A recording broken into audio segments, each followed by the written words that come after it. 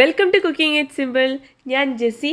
ആവിയിൽ വേവിച്ചെടുക്കാൻ പറ്റുന്ന നല്ല പഞ്ഞി പോലെയുള്ള ഷിഫോൺ കേക്കിൻ്റെ വനില ഫ്ലേവേഡ് ആയിട്ടുള്ള ഷിഫോൺ കേക്കിൻ്റെ റെസിപ്പി ആയിട്ടാണ് ഇന്ന് എത്തിയിട്ടുള്ളത്. നല്ല സോഫ്റ്റായിട്ട് ക്ലൗഡ് പോലെയുള്ള കേക്കാണ്. വായിലിട്ട് കഴിഞ്ഞാൽ അലിയുന്ന വഴിയേ അറിയില്ല. അപ്പോൾ എല്ലാവരും തീർച്ചയായിട്ടും ട്രൈ ചെയ്ത് നോക്കുക. വീഡിയോ ആദ്യമായിട്ട് കാണുന്ന ആളാണെങ്കിൽ തീർച്ചയായിട്ടും ഒന്ന് സബ്സ്ക്രൈബ് ചെയ്യുക കേട്ടോ. ഇതിനായിട്ട് ഞാൻ 3 വലിയ കോഴിമുട്ടയാണ് എടുത്തിട്ടുള്ളത്. മുട്ടയുടെ മഞ്ഞയും വെള്ളയും നമുക്ക് ഇതുപോലെ ഒന്ന് സെപ്പറേറ്റ് ആക്കിയിട്ട് 2 ബൗളിലേക്ക് ആക്കിയിട്ട് എടുക്കാം. ഇനി നിങ്ങളിപ്പോൾ എടുക്കുന്നത് ചെറിയ കോഴിമുട്ടയാണെന്നുണ്ടെങ്കിൽ 4 മുട്ട എടുക്കുക. ഞാനിപ്പോൾ എടുത്തിട്ടത് ലാർജ് എഗ്സ് ആണ്, അതായത് അത്യാവശ്യം വലുപ്പമുള്ള കോഴിമുട്ട തന്നെയാണ്. സെപ്പറേറ്റ് ചെയ്യുന്ന സമയത്ത് മുട്ടയുടെ മഞ്ഞ തീരെ വെള്ളയിലാവരുത്. മുട്ടയുടെ മഞ്ഞൻ്റെ അകത്ത് കുറച്ച് വെള്ളമായാലൊന്നും കുഴപ്പമില്ല, പക്ഷേ മുട്ടയുടെ വെള്ളം എടുക്കുന്ന സമയത്ത് എഗ് വൈറ്റിൻ്റെ അകത്ത് തീരെ യോക്കാവാതെ പ്രത്യേകം ശ്രദ്ധിക്കുക. ഇങ്ങനെ മാറ്റി വെച്ചിട്ടുള്ള എഗ് യോക്കിലേക്ക് നമുക്ക് 3 ടേബിൾ സ്പൂൺ അളവിൽ ഓയിൽ ഒഴിച്ചു കൊടുക്കാം. സൺഫ്ലവർ ഓയിലാണ് ഞാൻ എടുത്തിട്ടുള്ളത്. 3 ടേബിൾ സ്പൂൺ എന്ന് പറയുമ്പോൾ നമ്മുടെ സാധാരണ നമ്മൾ കിച്ചണിലൊക്കെ യൂസ് ചെയ്യുന്ന വലിയ സ്പൂണാണ്. അങ്ങനത്തെ 3 സ്പൂൺ ഒഴിച്ചു കൊടുക്കുക. അതേ സ്പൂണിൽ തന്നെ 4 സ്പൂണ് നമുക്ക് എന്തെടുക്കാം, പാലെടുക്കാം. 4 വലിയ ടേബിൾ സ്പൂണ് പാൽ ഞാനിതിലേക്ക് ഒഴിച്ചിട്ടുണ്ട്. 1/2 ടീസ്പൂണ് വനില എസൻസ് ചേർത്ത് കൊടുക്കാം. മുട്ടയുടെ ആരും മണമൊന്നും ഇല്ലാതിരിക്കാനാണ്. എന്നിട്ട് നമുക്കിത് നന്നായിട്ടൊന്ന് മിക്സ് ചെയ്തിട്ട് കൊടുക്കാം. ഇത്രയാണ് നമ്മുടെ വെറ്റ് ഇൻഗ്രീഡിയൻസ് വരുന്നത്. ഇത് നന്നായിട്ടൊന്ന് മിക്സ് ചെയ്തതിന് ശേഷം അതിലേക്ക് 1/2 കപ്പ് മൈദയും 1/2 ടീസ്പൂണ് ബേക്കിംഗ് പൗഡറും അതുപോലെ തന്നെ കുറച്ച് ഉപ്പ്, ഒരു 2 നുള്ളുപ്പ് അത്രേ ആവശ്യമുള്ളൂ. ബേക്കിംഗ് പൗഡറാണ് കേട്ടോ എടുത്തിട്ടുള്ളത്, അക്കാര്യം പ്രത്യേകം ശ്രദ്ധിക്കുക. ഇത്രയും ഒരു അരിപ്പയിലൂടെ നമുക്ക് നമ്മുടെ വെറ്റ് മിക്സിലേക്ക് ഇട്ട് കൊടുക്കാം. ആദ്യം പകുതി ഇട്ട് കൊടുക്കുക, എന്നിട്ട് ഇതുപോലെ ഒരു വൈഡ് വിസ്ക് ഉപയോഗിച്ചിട്ട് ഒന്ന് മിക്സ് ചെയ്യുക. എന്നിട്ട് ബാക്കിയെല്ലാം ഇട്ടിട്ട് പിന്നെ മിക്സ് ചെയ്യുക. ഇങ്ങനെ ചെയ്ത് കഴിഞ്ഞാൽ കട്ടയൊന്നും ഇല്ലാതെ നല്ല സ്മൂത്തായിട്ട് നിങ്ങൾക്ക് മിക്സ് ചെയ്തിട്ട് എടുക്കാനായിട്ട് പറ്റും. വൈഡ് വിസ്ക് ഇതുപോലെ ഉള്ള ഹാൻഡ് വിസ്ക് ഉപയോഗിക്കുകയാണെന്നുണ്ടെങ്കിൽ തീരെ കട്ടയില്ലാതെ കിട്ടും. ഇപ്പോൾ ഞാൻ ബാക്കിയുള്ള ഡ്രൈ ഇൻഗ്രീഡിയൻറ്റ് കൂടെ ഇട്ടിട്ടുണ്ട്. എന്നിട്ട് നമുക്ക് ഒന്നുകൂടെ നന്നായിട്ട് മിക്സ് ചെയ്തിട്ട് എടുക്കാം.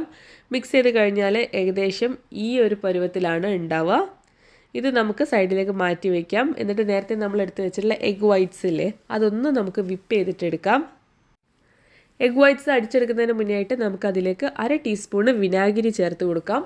നമ്മുടെ എഗ് വൈറ്റ്സിൻ്റെ പീക്സൊക്കെ നല്ല സ്റ്റിഫായി കിട്ടാൻ വേണ്ടിയിട്ടാണ്. അതുപോലെ തന്നെ ഞാൻ 1/3 കപ്പ് പഞ്ചസാര എടുത്തിട്ടുണ്ട്. അതായത് 1 കപ്പിൽ 3 ആക്കിയതിൽ 1 ഭാഗമാണ്. 1/2 കപ്പില്ല, അതിലും താഴെ, എന്നാൽ 1/4 കപ്പിന് മേലെയുണ്ട്. ഞാനിപ്പോൾ അത് ബീറ്റർ ഉപയോഗിച്ചിട്ട് എഗ് വൈറ്റ്സ് ബീറ്റ് ചെയ്തിട്ട് എടുക്കുന്നുണ്ട്. ആദ്യം നിങ്ങൾ ചെറിയ സ്പീഡിൽ, അതായത് സ്പീഡ് നമ്പർ 1 വേണം ബീറ്റ് ചെയ്യാനായിട്ട്. പെട്ടെന്ന് തന്നെ ഹൈ സ്പീഡിലിട്ടിട്ട് ബീറ്റ് ചെയ്യരുത്, അപ്പം നല്ല കറക്റ്റായിട്ടുള്ള പീക്സ് കിട്ടില്ല. ആദ്യം ചെറിയ സ്പീഡിൽ സ്റ്റാർട്ട് ചെയ്യുക. ബീറ്റ് ചെയ്യുന്നതിൻ്റെ ഇടയിൽ ഇവിടെ ഇടയ്ക്കിടയ്ക്ക് കുറച്ച് ഷുഗർ ഇട്ട് കൊടുക്കുക. ഷുഗർ മൊത്തത്തിൽ ഇടരുത്. ഷുഗർ മൊത്തത്തിൽ ഇട്ട് കഴിഞ്ഞാൽ ഷുഗർ പെട്ടെന്ന് തന്നെ വെള്ളമായിപ്പോവും. നിങ്ങൾക്ക് കറക്റ്റായിട്ട് എഗ് വൈറ്റ്സ് ബീറ്റായി കിട്ടില്ല. അപ്പോൾ കുറച്ചായിട്ട് ഷുഗർ ഇട്ട് കൊടുക്കുക. അതിൻ്റെ കൂടെ ഈ ഒരു ബീറ്റ് ചെയ്യുന്ന സ്പീഡും കൂട്ടി കൊടുക്കുക. ലാസ്റ്റ് നമ്മളത് ബീറ്റ് ചെയ്ത് നിർത്തുന്ന സമയത്ത് ഹൈ സ്പീഡിലാണെങ്കിലും കുഴപ്പമില്ല. സ്റ്റാർട്ടിങ്ങിൽ ചെറിയ സ്പീഡിൽ സ്റ്റാർട്ട് ചെയ്യുക എന്നുള്ളതാണ്. ഇത് നന്നായിട്ട് ബീറ്റ് ചെയ്തിട്ട് നമുക്ക് അത്യാവശ്യം നല്ല സ്റ്റിഫ് പീക്സ് ആയിട്ട് കിട്ടണം. ആ ഒരു രീതി ആവുന്നത് വരെ നിങ്ങൾ ബീറ്റ് ചെയ്തിട്ടെടുക്കുക. ഇപ്പോൾ ഏകദേശം സോഫ്റ്റ് ആയിട്ടുള്ള പീക്സ് ആയിട്ടുണ്ട്. ഇപ്പം ലാസ്റ്റ് സ്റ്റേജാണ്. ഒരു 4-5 മിനിറ്റിനുള്ളിൽ തന്നെ നിങ്ങൾക്ക് ഇങ്ങനെ ആയി കിട്ടും. ഇപ്പോൾ അത്യാവശ്യം നല്ല സ്റ്റിഫായിട്ടുള്ള പീക്സ് ആയിട്ട് കിട്ടിയിട്ടുണ്ട്. ഈ ഒരു പാകത്തിലാവുമ്പോൾ സ്റ്റോപ്പ് ചെയ്യുക. എന്നിട്ട് അതിൽ നിന്ന് കുറച്ചെടുത്തിട്ട് നേരത്തെ നമ്മൾ മിക്സ് ചെയ്ത് വെച്ചിട്ടുള്ള യോക്കിൻ്റെ ആ ഒരു മിക്സ്ചറില്ലേ, എഗ് യോക്സും മൈദയൊക്കെ മിക്സ് ചെയ്തിട്ടുള്ള, അതിൻ്റെ അകത്തേക്ക് ഇട്ട് കൊടുക്കുക. എന്നിട്ട് ഒരു സ്പാച്ചില ഉപയോഗിച്ചിട്ട് ഇതുപോലെ മെല്ലെ ഫോൾഡ് ചെയ്തിട്ട് കൊടുക്കുക. ഈ ഫോൾഡ് ചെയ്യുന്ന ടെക്നിക്ക് പ്രത്യേകം ശ്രദ്ധിക്കണം. കട്ട് ആൻഡ് ഫോൾഡ് എന്നാണ് ഇതിന് പറയുക. അതായത് ചെറുതായിട്ടൊന്ന് കറക്കിയെടുക്കുക, നടുവിലേക്ക് ഇതുപോലെ പ്രസ് ചെയ്ത് കൊടുക്കുക. ഈ ഒരു രീതിയിൽ വേണം ചെയ്യാനായിട്ട്. ആദ്യത്തെ ബാച്ച് ഞാൻ മിക്സ് ചെയ്ത് കഴിഞ്ഞിട്ടുണ്ട്. അപ്പം ഞാൻ അതിലേക്ക് രണ്ടാമത്തെ സെറ്റ് എഗ് വൈറ്റ്സ് ഇട്ട് കൊടുക്കുന്നുണ്ട്. എന്നിട്ട് അതേ രീതിയിൽ തന്നെയാണ് മിക്സ് ചെയ്യുന്നത്. ഇത് ഡയറക്ഷൻ അങ്ങോട്ടും ഇങ്ങോട്ടും ഒന്നും മാറ്റരുത്, സ്പീഡ് കൂട്ടരുത്, വേറെ ഒന്നും ഉപയോഗിച്ച് മിക്സ് ചെയ്യരുത്. ഇങ്ങനെ ചെയ്ത് കഴിഞ്ഞാൽ നമ്മൾ ഈ ഒരു എഗ് വൈറ്റ്സിൽ അടിച്ചിട്ട് എയർ ഇൻകോപ്പറേറ്റ് ചെയ്തത് മുഴുവൻ പോവും, അത് വെള്ളം പോലെ ആയിപ്പോവും. ആ കാര്യം കൂടെ ശ്രദ്ധിക്കുക. ഈ ഒരു രീതിയിൽ തന്നെ മിക്സ് ചെയ്തിട്ട് എടുക്കുക. നന്നായിട്ട് മിക്സ് ചെയ്യുക. യോക്കിൻ്റെ കളർ വേറെ കാണുന്ന രീതിയൊന്നും ആവരുത്. അടിഭാഗം വരെ നന്നായിട്ട് വടിച്ചെടുത്തിട്ട് വേണം ഇങ്ങനെ മിക്സ് ചെയ്യാനായിട്ട്. ഇപ്പം ഞാനിതാ ലാസ്റ്റ് പോർഷനും കൂടെ എഗ് വൈറ്റ് ഇതിൻ്റെ അകത്തേക്ക് ഇടുന്നുണ്ട്. ഇതും കൂടെ ഇട്ടിട്ട് നമുക്ക് കട്ട് ആൻഡ് ഫോൾഡ് രീതിയിൽ ഒന്ന് മിക്സ് ചെയ്തിട്ട് എടുക്കാം. ഇങ്ങനെ മിക്സ് ചെയ്ത് കഴിഞ്ഞാൽ നമ്മുടെ ബാറ്റർ റെഡി ആയിട്ടുണ്ട്. ഇനി നമുക്ക് ഇത് എങ്ങനെയാണ് വേവിച്ചെടുക്കുന്നത് നോക്കാം. നമ്മൾ ബേക്കിംഗ് മെത്തേഡിലൊന്നുമല്ല ചെയ്യുന്നത്, നമ്മൾ ആവിയിലാണ് ഇത് വേവിച്ചെടുക്കാനായിട്ട് പോകുന്നത്. അപ്പോൾ ഇതൊരു സ്പെഷ്യൽ കേക്ക് തന്നെയാണ്. അപ്പോൾ ഇതിനായിട്ട് ഞാൻ 15 സെൻറ്റിമീറ്റർ വായവട്ടമുള്ള ഒരു ബേക്കിംഗ് ടിൻ എടുത്തിട്ടുണ്ട്. ആ ടിന്നിൻ്റെ പുറം ഭാഗമൊക്കെ നമുക്കിതുപോലെ ഒരു അലൂമിനിയം ഫോയിൽ ഉപയോഗിച്ചിട്ട് കവർ ചെയ്ത് കൊടുക്കാം. ടെമ്പറേച്ചർ ഈവണായിട്ട് സ്പ്രെഡ് ആവാനും കൺട്രോൾ ചെയ്യാനും വേണ്ടിയിട്ടാണ് നമ്മളിങ്ങനെ കവർ ചെയ്ത് കൊടുക്കുന്നത്. അതിനുശേഷം നമ്മുടെ ടിന്നിനകത്ത് നമുക്ക് കുറച്ച് ഓയിലൊന്ന് തടവി കൊടുക്കാം. കേക്ക് ബേക്കായി കഴിഞ്ഞാൽ പെട്ടെന്ന് തന്നെ ടിന്നിൽ നിന്ന് വേർപെട്ട് കിട്ടാൻ വേണ്ടിയിട്ടാണ് നമ്മൾ ഇങ്ങനെ ചെയ്യുന്നത്. അതിനുശേഷം അടിയിൽ നമുക്ക് ഒരു ബേക്കിംഗ് പേപ്പറിൻ്റെ പീസ് കൂടെ വെച്ച് കൊടുക്കാം.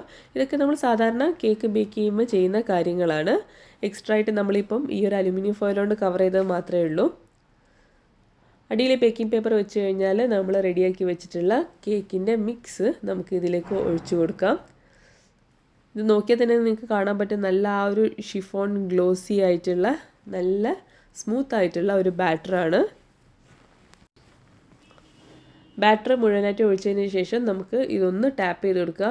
എക്സ്ട്രാ ആയിട്ട് എന്തെങ്കിലും വലിയ എയർ ബബിൾസ് ഒക്കെ ഉണ്ടെങ്കിൽ പോകാൻ വേണ്ടിയിട്ടാണ്.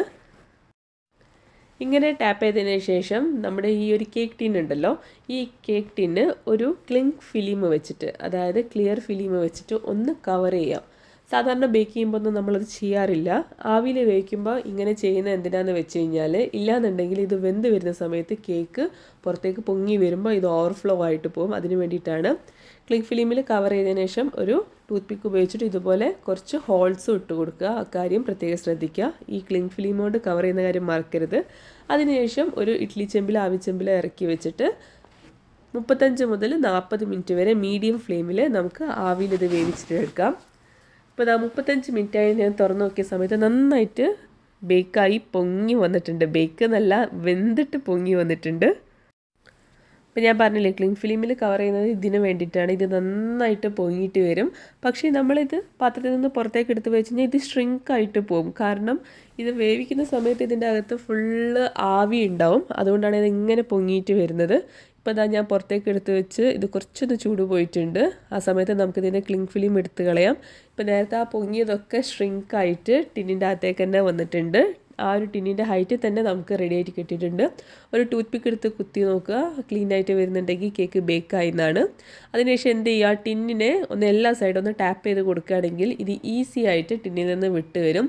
പ്രത്യേകിച്ച് വേറെ സ്പാച്ചിലോണ്ടോ കത്തിയോണ്ടൊന്നും നമ്മൾ ഓടിച്ചൊന്നും കൊടുക്കേണ്ട. ജസ്റ്റ് ഇതുപോലെ ഒന്ന് ടാപ്പ് ചെയ്ത് കൊടുത്താൽ മാത്രം മതി.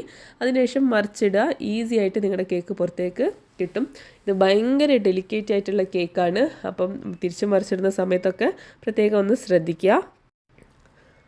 അങ്ങനെ മുറിഞ്ഞൊന്നും പോകില്ല, പക്ഷെ ഭയങ്കര സ്പോഞ്ചി ആയിട്ടുള്ള കേക്കാണ്.